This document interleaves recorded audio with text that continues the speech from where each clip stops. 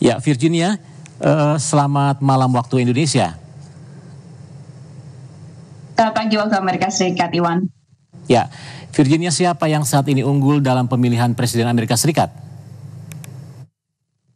Saat ini kalau kita melihat agregasi polling nasional yang dilakukan 538.com atau situs yang mengumpulkan berbagai survei yang dilakukan oleh lembaga polling, ini menunjukkan Kamala Harris, capres dari Partai Demokrat sekaligus petahana wakil presiden, saat ini unggul sangat tipis 1,7% di 48,1%. Sementara capres dari Partai Republik yang juga mantan Presiden Amerika Serikat Donald Trump ada di 46,4%. Apakah ini berarti dalam waktu kurang dari 11 hari Kamala Harris akan tetap unggul dan jadi presiden?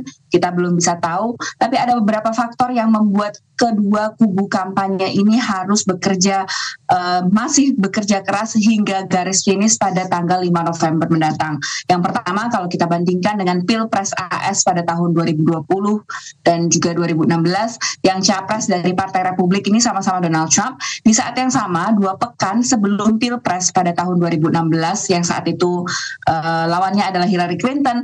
Clinton ini unggul 6,2%, dan saat 2020 Biden itu unggul 9,9%, dan angka ini jauh ketimbang posisi Harris sekarang yang hanya unggul 1,7%. Lalu ada istilah October Surprise atau kejutan Oktober, di mana biasanya ada kejadian-kejadian yang bisa mengubah posisi kampanye di bulan Oktober. Misalnya ada isu soal video rekaman Trump menyebutkan hal yang tak senonoh pada kampanye 2016 lalu. Juga ada bocoran isi laptop Hunter Biden, putra Joe Biden yang pada saat itu berkampanye.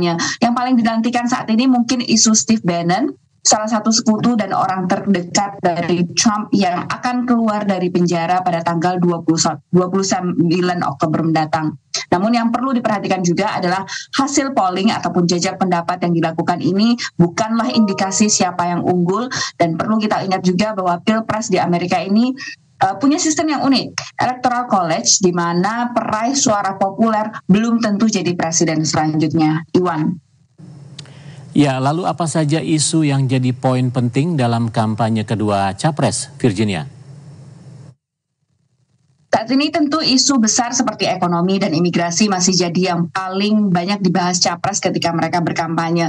Ini memang jadi isu utama di hampir setiap kampanye, bagaimana warga dan masyarakat ini bisa mencukupi kebutuhan hidupnya dan juga bisa bekerja. Lalu dari sisi imigrasi, retorika yang kerap muncul lebih berkaitan dengan isu keamanan negara dan juga di dalam masyarakat, tapi juga prinsip dasar dari negara Amerika yang dibangun oleh imigran. Di sisi lain, isu yang sedang coba dimenangkan oleh kedua kubu kampanye adalah terkait hak reproduksi dan juga aborsi. Ini adalah isu yang kerap kali muncul, namun kali ini memang banyak dites, terutama karena capres dari Partai Demokrat Kamala Harris seorang perempuan dan capres dari Partai Republik Donald Trump yang lebih appealing atau lebih menarik kepada demografisnya, terutama pendukungnya yang laki-laki dan juga mereka yang berkelompok konservatif. Mereka berdua akan berkampanye di negara bagian penentu, di beberapa negara bagian penentu. Namun dalam agenda kampanye yang akan dilakukan oleh Kamala Harris, akan melakukan kampanye di negara bagian Texas, salah satu negara bagian yang paling merah, yang paling banyak pendukung Partai Republiknya, untuk mencoba memenangkan terkait isu dengan hak reproduksi ini.